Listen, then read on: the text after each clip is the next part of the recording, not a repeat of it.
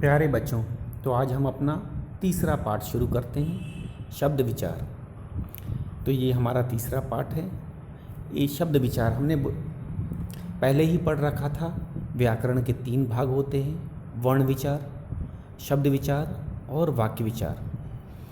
तो ये भी एक वाक्य की महत्वपूर्ण इकाई है। जो शब्द होते हैं, शब्द ही वाक्य का निर्माण करते हैं और वाक्य से ही हम अपने भाव दूसरों तक सही ढंग से पहुंचा सकते हैं। जिसे कहते हैं भाषा की सार्थक इकाई तो वाक्य है, लेकिन वाक्य शब्दों से ही बनते हैं। तो अब हम इस पाठ में शब्दों का कैसे निर्माण होता है, शब्द की परिभाषा ही क्या होती है, ये सब हम करेंगे। तो शब्द का निर्माण वर्णों से होता है और वर्ण हम जानते हैं, वर्ण वो ध्वनियाँ हैं, वह लघु ध्वनियाँ हैं जिसके और हम खंड नहीं कर सकते। वर्ण भी 2 प्रकार के होते हैं, स्वर और व्यंजन। स्वर बिना किसी सहायता के बोले जाते हैं और व्यंजन स्वरों की सहायता से बोले जाते हैं। तो ये था हमारा शब्दों का निर्माण कैसे होता है, वर्णों से होता है। वर्ण ही भाषा की वो छोटी इकाई है जो शब्दों का निर्माण करती। वर्ण भी 2 प्रकार के होते हैं, व्यंजन और स्वर। स्वर स्वतंत्र रूप से भी शब्द का निर्माण कर सकते हैं, ये याद रखना है। ये बड़ा इम्पोर्टेंट चीज़ है। जो स्वर होते हैं वो मात्रा के रूप में भी लिखे जाते हैं, लेकिन स्वर स्वतंत्र रूप से भी शब्दों का निर्माण करते हैं। जैसे उदाहरण देते हैं, आई, आ एक स्वर है और ई, बड़ी ई की बात कर रहे हैं, आ ई में। तो आई ई एक शब्द है जो पूर्णतः स्वर से बना है। अधिकतर जो शब्द हैं, जो स्वर होते हैं, वो मात्रा का रूप लेके लिखे जाते हैं। जब हम लिखित रूप में लिखते हैं, अधिकतर जो स्वर होते हैं मात्रा का रूप लेते हैं और शब्दों का निर्माण करते हैं। तो आगे चलते हैं, अब अपने पाठ के हिसाब से देखते हैं। पाठ में दे रखा है, देखो बच्चों, पपीता, दूसरा है छतरी, फिर अंगूर, फिर इमरती। इन शब्दों को ज़रा ध्यान से देखो।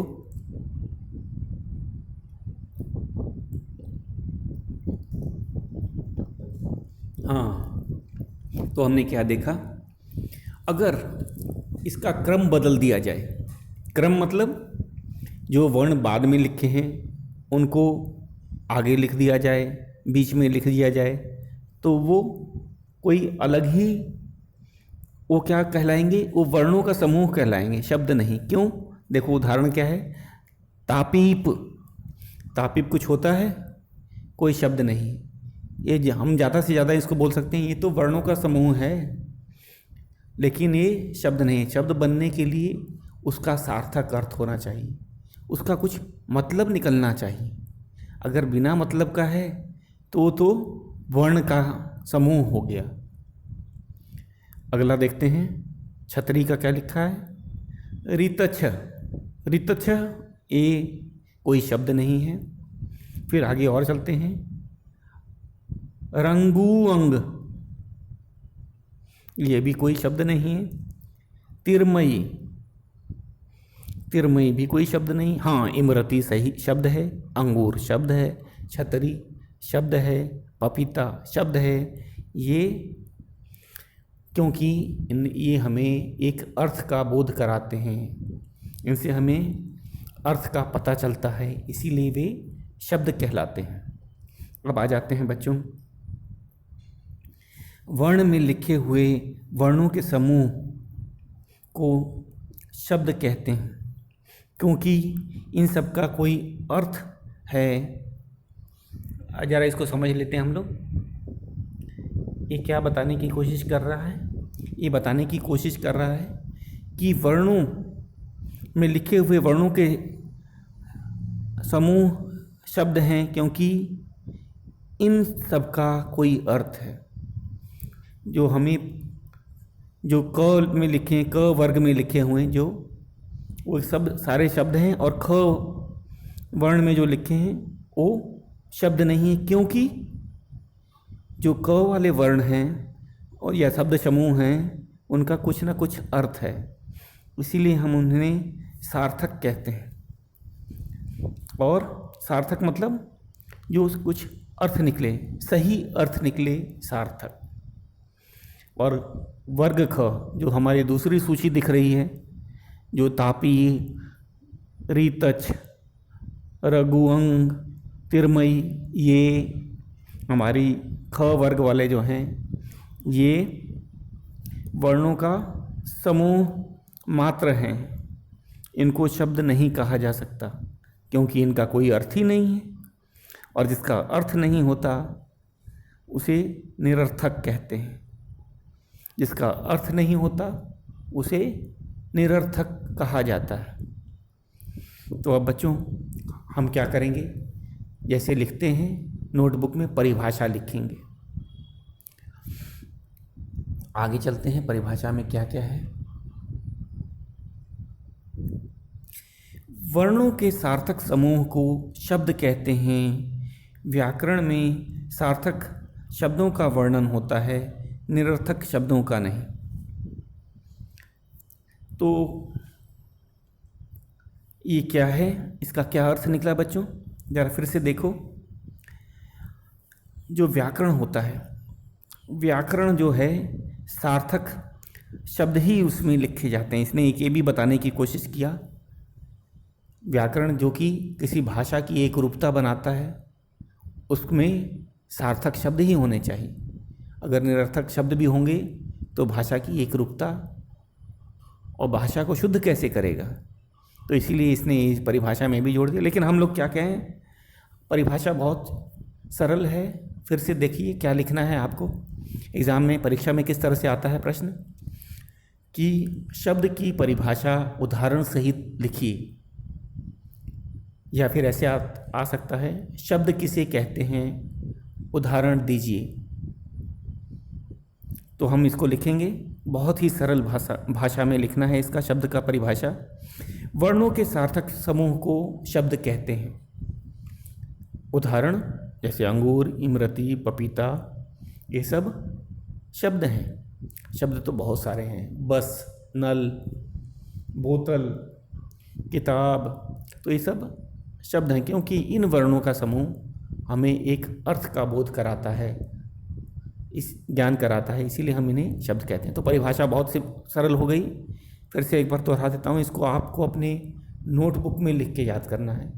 इतनी सरल परिभाषा तो जल्दी मिलेगी नहीं, और हम अपने व्याकरण पुस्तक से ही परिभाषा लिखेंगे। बच्चों याद रखना, वो सबसे सरल भी है, हमारे पुस्तक में भी है, और हम लोग पढ़ेंगे तो आसानी से याद भी हो जाती है।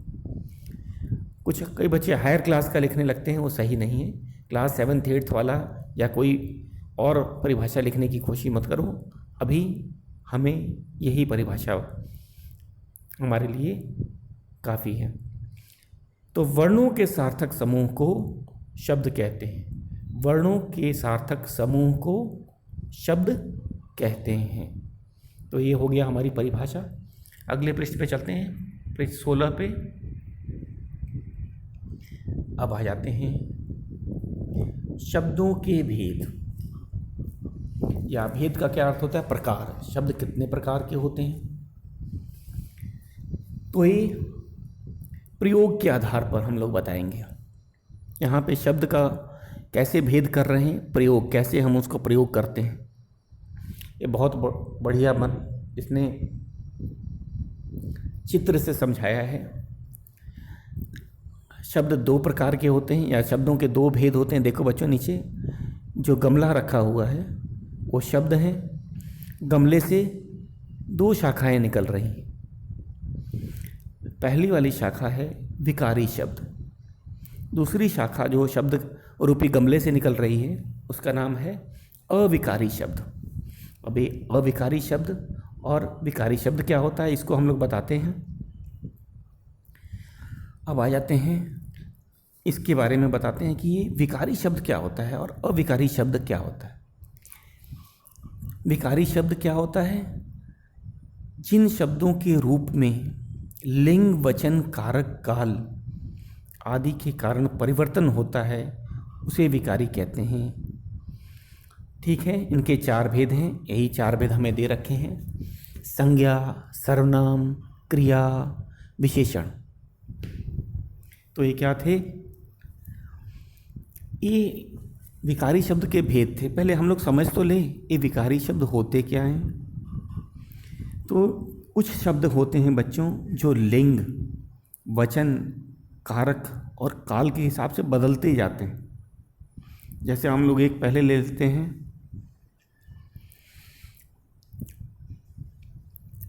संज्ञा को ही ले लेते हैं।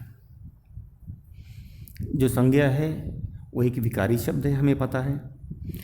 तो एक कैसे बदलते जाता है? लिंग के हिसाब से, वचन के हिसाब से, कारक के हिसाब से और काल के हिसाब से। जैसे कुत्ता, कुत्ता कभी कभी हम कुत्ते लिखेंगे, कुत्तों लिखेंगे। उसी तरह सर्वनाम, सर्वनाम भी एक विकारी शब्द है, बदल जाता है। कभी अपने लिए मैं लिखेंगे मैं, मुझे, हमें। तो ये जब प्रयोग करते हैं तो लिंग, वचन, कारक और काल के अनुसार ये बदलते जाते हैं। यही बदलाव उन्हें विकारी कहलाता है। विकार मतलब बदलाव।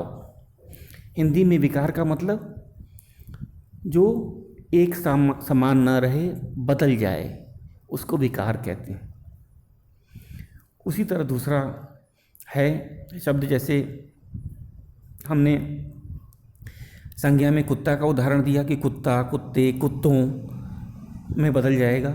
सर्वनाम जैसे मैं, मुझे, हमें, ये सब लिंग, वचन, कारक, काल के अनुसार बदलते हैं। अब आ जाते हैं क्रिया। जैसे खाता है, खाती है। अगर लिंग है, अगर लड़की है तो हम लोग लिखते हैं खाती है।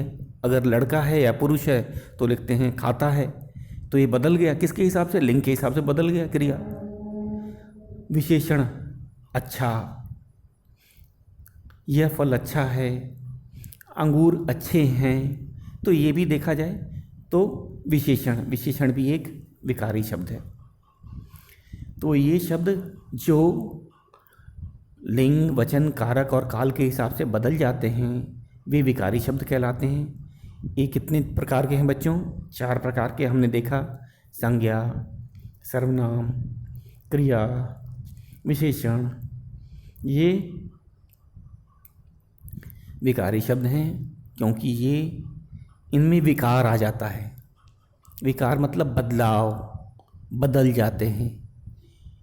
तो ये था शब्द प्रयोग के आधार पर। दूसरा भाग है इसका अविकारी शब्द। कुछ शब्द हैं वो बदलते ही नहीं, उनको क्या बोलेंगे? अविकारी शब्द। इनमें कौन कौन है?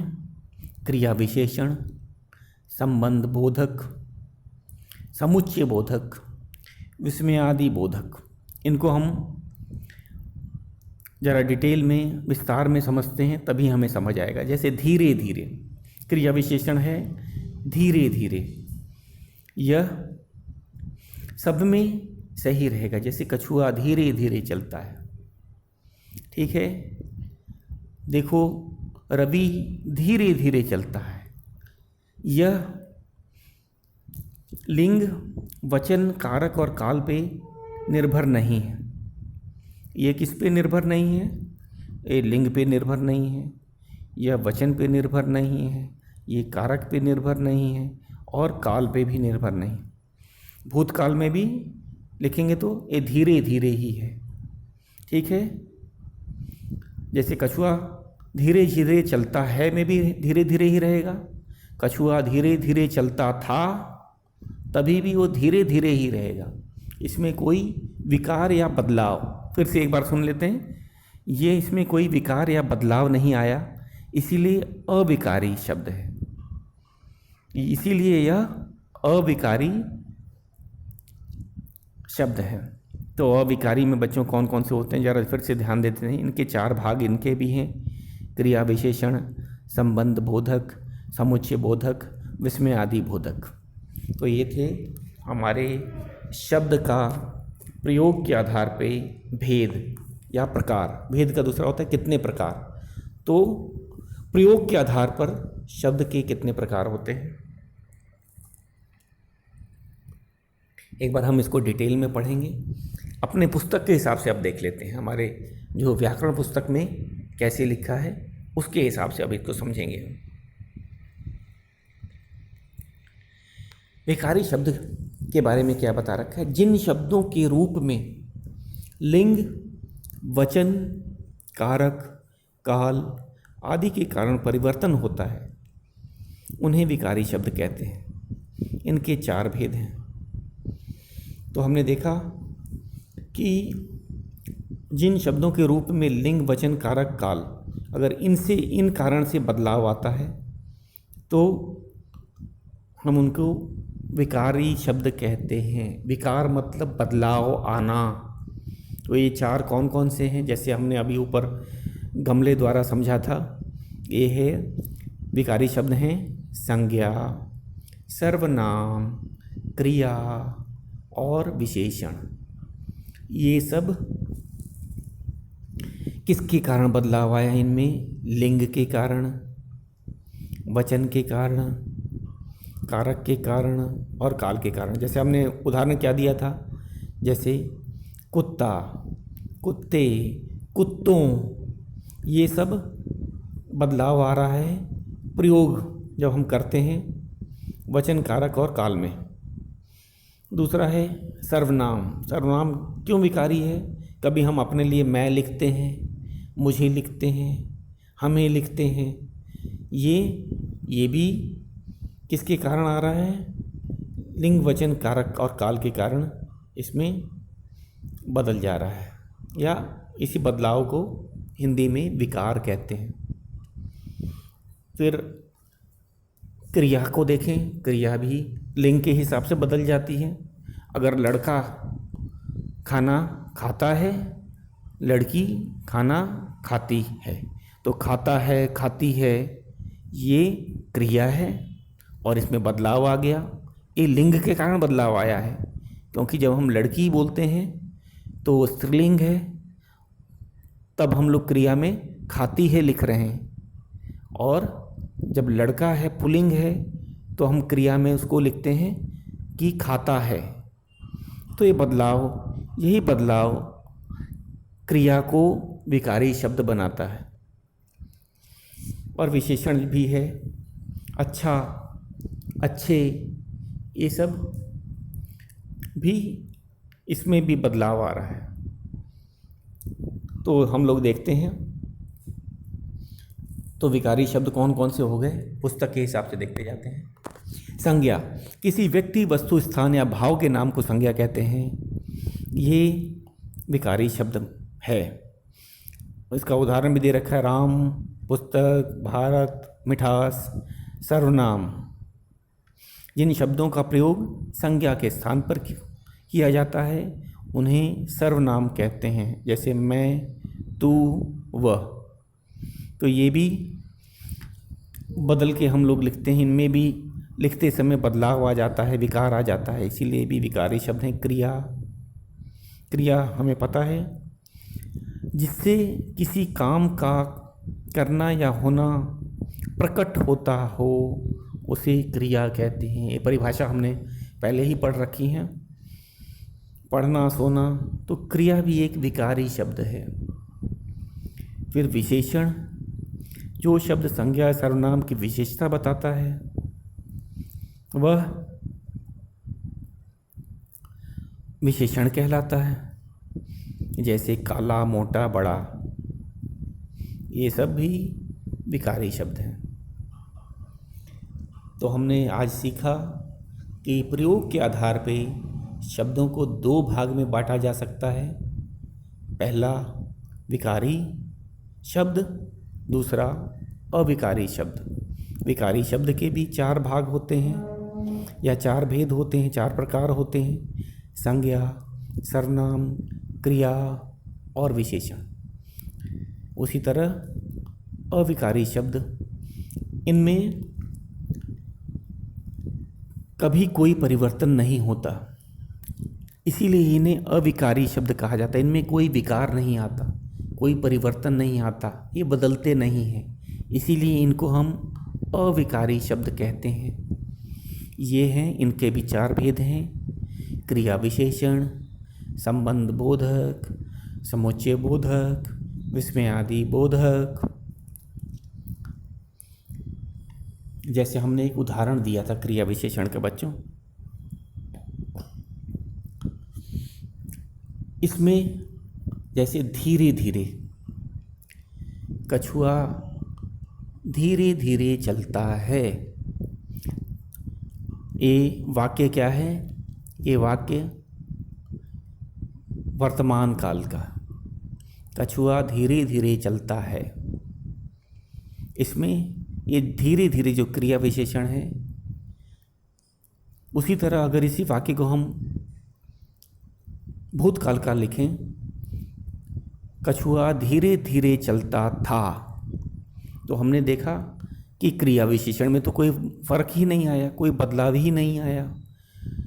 धीरे धीरे वर्तमान काल में भी प्रयोग हुआ और धीरे धीरे भूतकाल में भी प्रयोग हुआ। इसी कारण क्रिया विशेषण एक अविकारी शब्द है, उसमें बदलाव आता नहीं है। उसका जब भी हम प्रयोग करते हैं उसमें कोई बदलाव नहीं आता। उसी तरह हम लोग संबंध बोधक देख लेते हैं। संबंध बोधक होता क्या है बच्चों?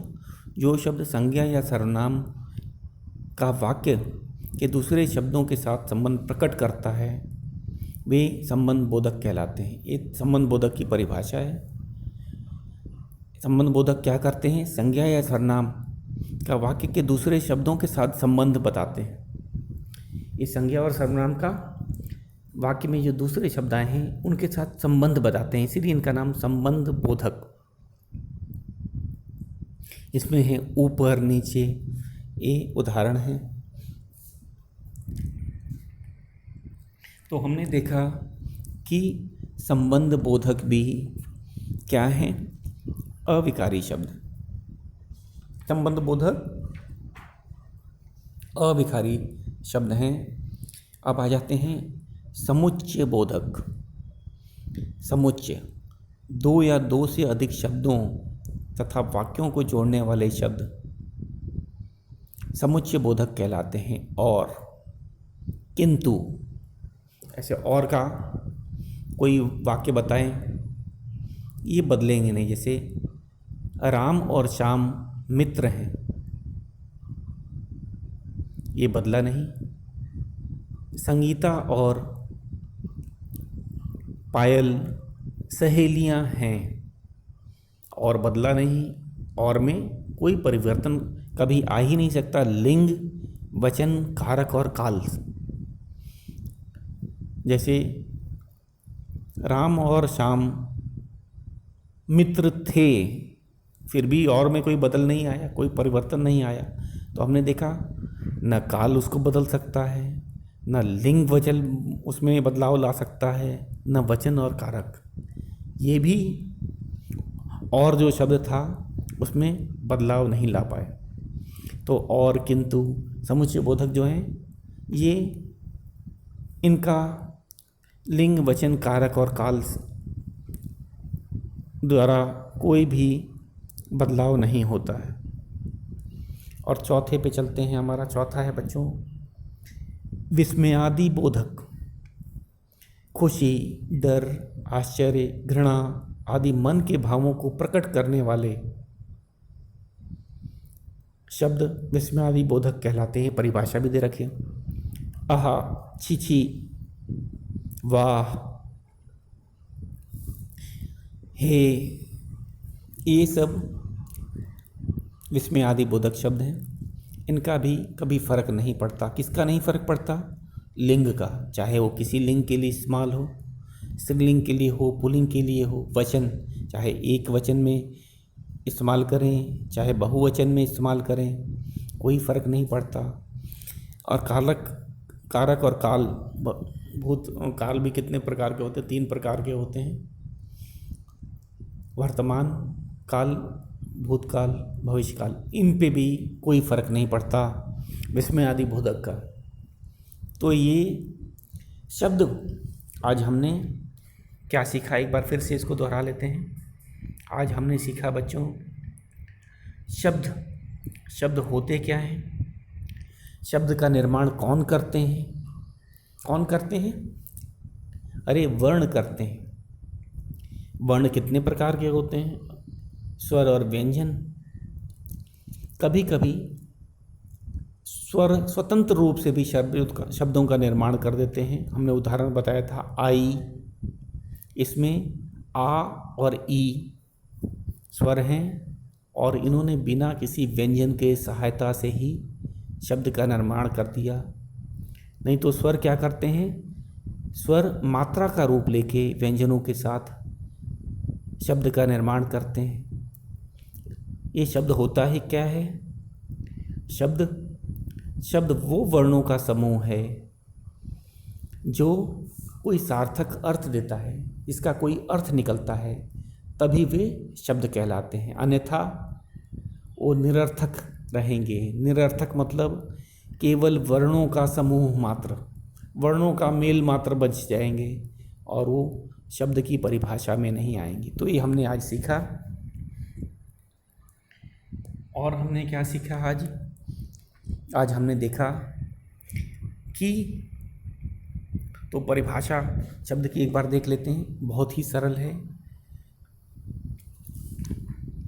वर्णों के सार्थक समूह को शब्द कहते हैं। कितना सरल परिभाषा है, वर्णों के सार्थक समूह को। सार्थक का हमने मतलब बताया था कि जब कोई अर्थ जिसका होता है उसी को ही सार्थक कहा जाता है। तो सार्थक का क्या मतलब है? जिसका कोई अर्थ हो। तो वर्णों के सार्थक समूह को शब्द कहते हैं। परिभाषा आपको लिखनी है। अब आ जाते हैं हम शब्द के भेद। किसके आधार पे? प्रयोग के आधार पर। जब हम शब्दों का प्रयोग करते हैं तो उस हिसाब से शब्दों को कैसे बांटा जा सकता है? 2 भागों में बांटा जा सकता है। प्रयोग के आधार पर विकारी शब्द और अविकारी शब्द। विकारी शब्दों में बदलाव आ जाता है। कहाँ पे? जब हम उसका लिंग, वचन या कारक, काल के रूप में प्रयोग करते हैं तो ये शब्द बदल जाते हैं। किसके हिसाब से बदल जाते हैं? लिंग के हिसाब से बदल जाते हैं, या फिर वचन के हिसाब से बदल जाते हैं, कारक के हिसाब से बदल जाते हैं, या काल के हिसाब से बदल जाते हैं। तो ये बदलाव को हिंदी में विकार कहा जाता है।